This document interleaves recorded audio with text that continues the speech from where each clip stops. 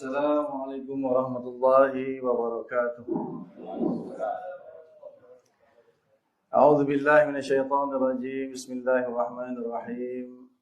Alhamdulillahi nahmaduhu wa nusalli wa nusallimu ala rasulil karim, amma ba'd.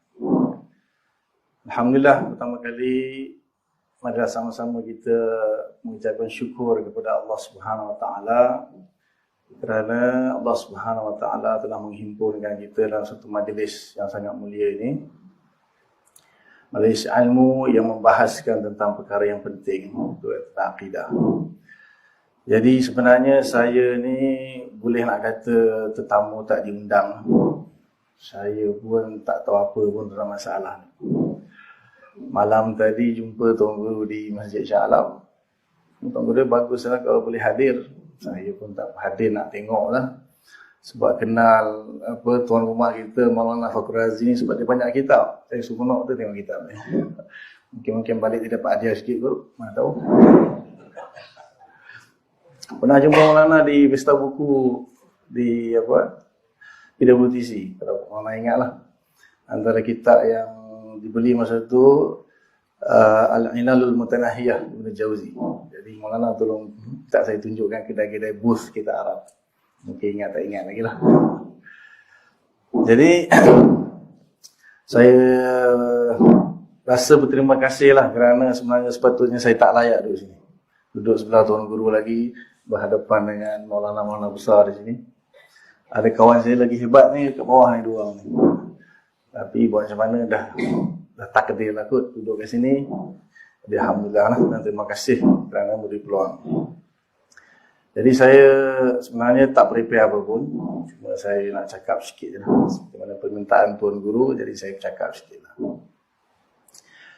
Jadi di dalam akidah ini kita ada usul akidah, furu' akidah. Usul akidah, furu' akidah. Kat situ faham kan? Usul akidah dan furu' akidah. Usul akidah bermakna akidah-akidah yang mana kalau kita mengingkari akidah tersebut, kita dianggap kufur. Kita boleh dihukumi kufur. Dan kemudian ada furu' akidah. Cabang-cabang akidah. Yang mana kalau kita menyalahi furu'-furu' akidah tersebut atau tidak bersetuju dengan furu' tersebut, tidak akan sampai tahap dikafirkanlah. Cuma furu'-furu' itulah yang kadang-kadang membezakan di antara ahli sunnah wal jamaah dan ahli bid'ah wal dalalah. Hatta Imam Nawawi dalam Syarah Muslim kata, Khawarij pun kita tak kafirkan. Nahnu la nukaffiru ahlal qiblah. Kami tidak akan mengkafirkan ahlul qiblah. Maksudnya orang yang semayang. Orang yang mengucap semayang, puasa, zakat, kita tak akan kafirkan dia. Jadi kalaulah Khawarij pun tak dikafirkan, kata Imam Nawawi, sebab apa dia semayang? Dia semayang. Kalau kita kata akidah dia rosak, dan lagi dia semayang, dia syahadah juga. Islam balik. Dalam semayang kan ada syahadah. Jadi bukan semudah itu kita nak kafirkan orang. Cuma furu'-furu' itu apabila khilaf, maka sebahagiannya akan membawa kepada satu istilah yang dipanggil Ahlus Sunnah wal Jamaah. Istilah itu pun muncul kemudian. Zaman Nabi tak ada istilah Ahlus Sunnah wal Jamaah. Zaman sahabat pun belum masyhur. Belum lagi masyhur Ahlus Sunnah wal Jamaah. Adapun apabila muncul fahaman-fahaman seperti Khawarij, Syiah, Mu'tazilah, Qadariyah, Jabariyah, Mujassimah, Musyabbihah, Mu'attilah, Jahmiyah, tumbuh macam cendawan tumbuh lah kot. Sebab seperti mana yang Nabi sini kan bersabda, wallahu alam, kalau takhrij hadis itu mungkin Maulana lebih arif lah. Nabi kata, sataftariqu ummati ala 73 firqatan. Umat aku akan berpecah kepada 73 golongan. Kulluhum finnar, semuanya akan masuk neraka. Illa firqatan wahidah, kecuali satu firqah saja. Qila man ya Rasulullah?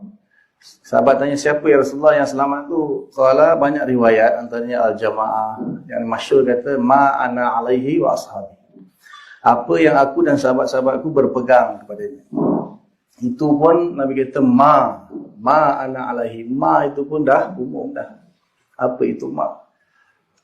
Jadi muncullah firqah-firqah seperti mana yang Nabi sabdakan tersebut, bercambah-cambah bermula lepas perang Siffin, perang Jamal itu muncul Khawarij, Syiah, Murji'ah dan sebagainya. Akhirnya terlalu banyak kelompok-kelompok itu keluar, maka siapakah yang baki, yang masih berpegang dengan sunnah Nabi dan para sahabat itu, siapa dia? Nak panggil apa? Maka muncullah di situ gelaran Ahlus Sunnah wal Jamaah. Kemudian kalau kita tengok, bila orang kata Ahlus Sunnah wal Jamaah dari sudut fiqahnya, iaitu mazhab Syafi'i, mazhab Hambali, mazhab Maliki, mazhab Hanafi. Betul? Jadi apabila kita kata Ahlus Sunnah wal Jamaah itu mazhab Hanafi, mazhab Maliki, mazhab Syafi'i, mazhab Hambali, adakah yang sebelum tu bukan Ahlus Sunnah wal Jamaah? Kan? Bila kita kata mazhab Syafi'i Ahlus Sunnah wal Jamaah, mazhab Hambali Ahlus Sunnah wal Jamaah, mazhab Maliki Ahlus Sunnah wal Jamaah, mazhab Hanafi Ahlus Sunnah wal Jamaah, betul? Habis yang sebelum tu bukan Ahlus Sunnah wal Jamaah. Jadi bukanlah bila kita kata Ahli Sunnah wal Jamaah itu mazhab Syafi'i, mazhab ni dalam fiqah saja, kita bagi contoh dalam fiqah. Bukan bermakna sebelum tu bukan Ahli Sunnah wal Jamaah. Masyhur satu mazhab ataupun satu kumpulan ulama yang mempunyai manhaj di dalam fiqah. Mempunyai manhaj di dalam memahami ayat Quran dan hadis untuk mengumpulkan fatwa-fatwa ijtihad dalam fiqah. Munculnya mazhab-mazhab ni bahkan bukan 4 mazhab saja. Kalau baca sejarah tasyri' Islami, berpuluh-puluh. Mazhab Laith bin Sa'ad ada, mazhab Imam Auza'i ada, mazhab Imam Tabari lah kata ulama yang terakhir sekali 310 Hijriah. Sama juga dalam akidah. Bila kita kata mazhab akidah, ada orang kata mazhab Ahli Sunnah wal Jamaah dalam akidah hanya mazhab Asy'ari dan Maturidi. Itu pun tak betul sebenarnya. Itu pun tak tepat. Adakah orang yang sebelum zaman Imam Asy'ari, Imam Maturidi itu bukan Ahli Sunnah wal Jamaah? Tidak. Adapun masyhur di kalangan ulama, iza utliqa, kan kata Imam Zabidi. Itu Imam Zabidi pun datang mutaakhirin. Iza utliqa Ahlus Sunnah wal Jamaah wal murad Asy'ariyah wal Maturidiyah, itu masyhur saja sebab Asy'ariyah dan Maturidiyah ni ada manhaj untuk kita kata apa, mengalahkan ataupun berdebat dengan firqah-firqah batilah tersebut. Terutamanya Mu'tazilah, Jahmiyah, Qadariyah, Jabariyah, apa lagi, Mujassimah, Musyabbihah, macam-macam lagi. Bangkitnya dua imam ni membuat satu manhaj untuk menentang firqah-firqah batilah. Adapun di zaman Nabi dan sahabat belum muncul lagi lah. Tak adalah kita kata tak muncul langsung. Mungkin kita kata dah ada lah muncul, tapi tak zahir. Tak zahir macam mana pada kurun yang ketiga dan keempat tu dah sampai ke muncaknya. Sampai kan semua tahu kan dalam sejarah. 3 khalifah, Khalifah Ma'mun, Mu'tasim billah dengan Wasiq billah, berpegang dengan fahaman Mu'tazilah. Berapa belas tahun tu. Sampai ulama-ulama Ahli Sunnah wal Jamaah dipenjarakan. Dipenjara, dipaksa kata Al-Quran ini makhluk dan macam-macam lagi. Jadi bangkitlah dua orang imam ni, cerita dia panjang, saya masa pun tak banyak kan. Bangkit untuk menentang firqah batilah ini, akhirnya menegakkan semula akidah Ahli Sunnah wal Jamaah, akidah salafus salih. Cuma di dalam pendekatan untuk memahami. Pendekatan untuk memahami masalah-masalah akidah yang ditimbulkan, seperti ada kelompok yang memahami zahir ayat akhirnya menjadi Mujassimah. Ada kelompok pula yang menafikan tugas sifat jadi Mu'attilah ataupun Jahmiyah. Jadi Mu'tazilah, macam-macam lah pecahan. Jadi dah macam-macam dah timbul. Macam-macam fahaman yang baru sudah pun timbul dalam Islam. Walaupun salafus soleh tu mereka, kalau Ustaz Maulana kita baca tadi, dia kata amiru kama ja'a. Zaman salafus soleh tu kalau amiru kama ja'a, qira'atuha, tafsiruha, tak ada masalah. Tetapi kenapa boleh munculnya orang yang dibaca Al-Quran akhirnya terbentuk Mujassimah? Itu sabit dalam sejarah. Datang dari mana kelompok Mujassimah? Kenapa dia jadi Mujassimah? Dan kenapa datang satu mazhab pula menafikan sifat pula? Kenapa? Jadi ada sebab-sebab dia. Walaupun ada sekarang kata kami berpegang kepada mazhab salaf. berpegang kepada mazhab salaf. Bagi saya, orang yang betul-betul memahami mazhab salaf, dia berpegang dengan mazhab salaf, tak ada masalah. Cuma persoalannya, adakah dia betul-betul memahami mazhab salaf? Adakah dia betul-betul memahami mazhab salaf? Itu persoalan dia. Minum je,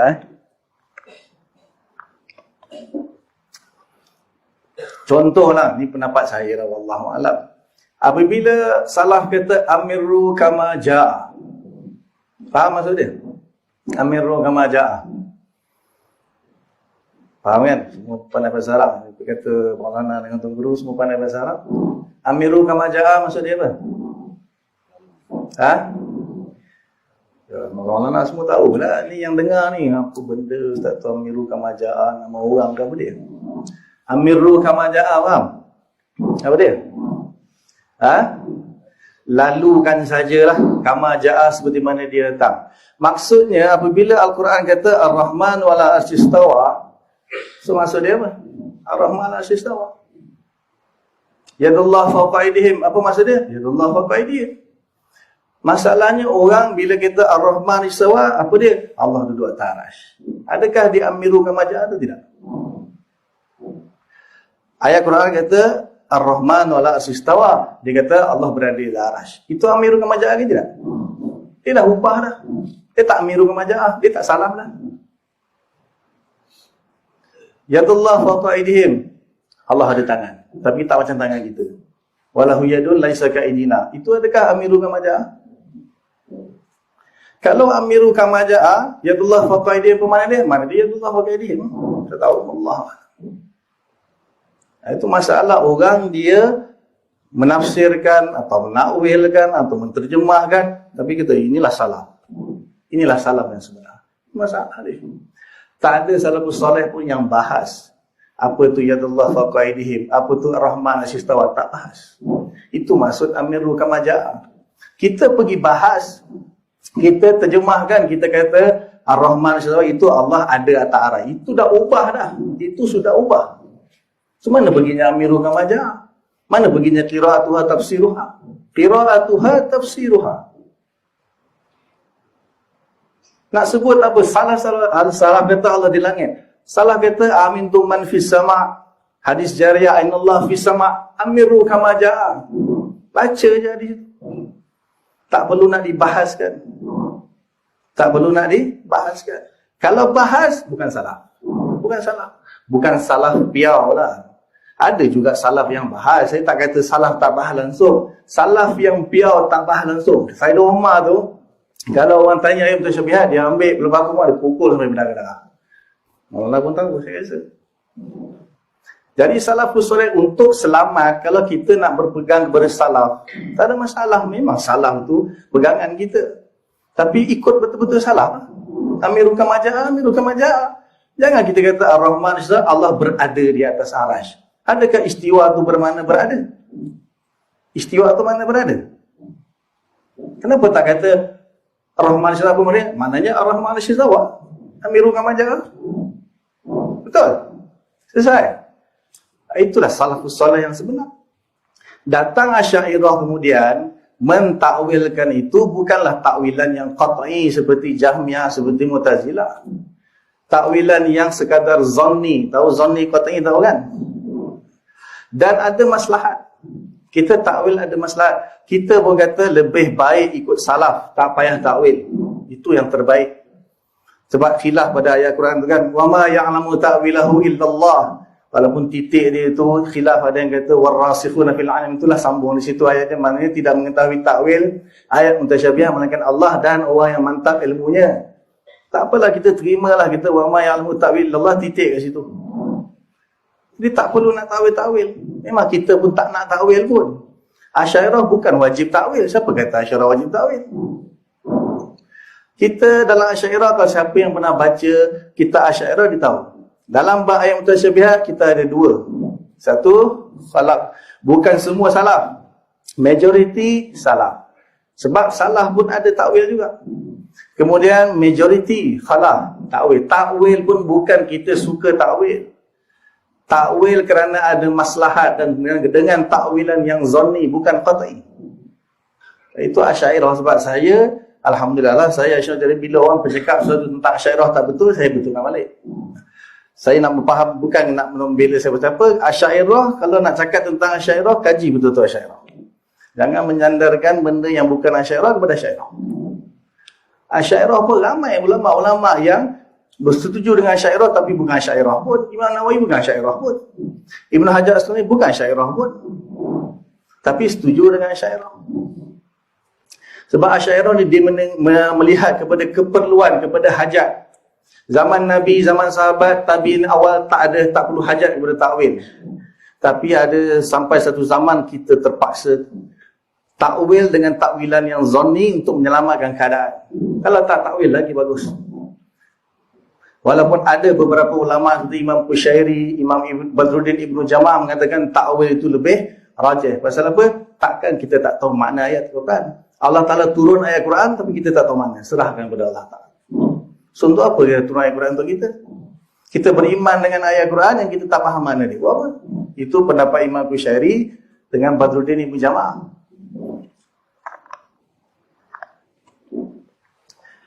Tapi dalam bab macam ni pun, walaupun sama ada dia kata Allah ada atas arash ataupun duduk atas arash tu, adakah dia termasuk dalam usul akidah atau furu' akidah? Kalau dia termasuk dalam usul akidah, memang siapa yang mengatakan itu boleh jadi kafir. Tapi kalau dia masuk dalam furu' akidah, bukan usul akidah, kita tak boleh nak kafirkan dia. Dan itu pun kadang-kadang dia mungkin kata itu dengan mulut. Dia cakap dengan mulut saja. Hati dia mana kita tahu. Sebab akidah itu, i'tiqad itu di hati. Di hati. Kadang-kadang orang boleh cakap, dia pun tak tahu apa benda dia cakap. Hati dia tak beriktikad macam tu. Tapi mungkin kerana kejahilan, mungkin kerana diikut-ikut orang, dia sebut. Jadi yang penting i'tiqad tu macam mana? Adakah Allah itu betul-betul dia berjisim dan duduk melekat atas arash ta'ala, memang betul macam mana kita duduk atas kursi misalnya? Itu memang betul-betul menjadi kufur. Tapi kalau dia sekadar menyebut saja, itu kita tak boleh nak kufurkan lagi. Kita masih lagi perlu bersangka baik. Sebab kita ahli sunnah wal jamaah, akidah kita yang paling kita pegang, nahnu la nukaffiru ahlal qiblah. Kita takkan kafirkan mana-mana ahli qiblah. Cuma nak menentukan saja ahli sunnah wal jamaah atau bukan ahli sunnah wal jamaah. Salafus soleh yang sebenar atau bukan salafus soleh. Sebab salafus soleh dia pun sesama dia khilaf. Maulana dah baca macam-macam riwayat tadi. Kita dengar pun kita tahu salah pun macam-macam khilaf juga. Dan adakah qaul salaf itu menjadi hujah? Kalau kita tahu kan, ahli sunnah wal jamaah, Quran, hadis, ijma', qiyas. Adakah qaul salaf termasuk sebagai hujah? Qaul sahabi pun masuk dalam, kalau belajar usul fiqh, qaul sahabi pun jadi dalam istidlal yang mukhtalafi. Betul? Yang muttafaq alaih 4 saja, ijma', Quran, hadis, ijma', qiyas. Qaul salaf ada jadi hujah. Qaul bukan salah, qaul sahabi saja masuk dalam mukhtalafi. Ini dalam akidah ni, bukan dalam fiqh. Jadi kalau salaf sesama salaf pun ada khilaf juga. Jadi kita berpegang kepada ijma' kalau perkara itu ijma'. Kalau benda itu khilaf, kita cuba berpegang kepada jumhur. Wallahu a'lam. Warning note. Jadi setakat itu saja yang saya boleh sampaikan. Saya mohon maaflah kalau terkasar bahasa ataupun tersinggung. Wallahu a'lam. Assalamualaikum warahmatullahi wabarakatuh.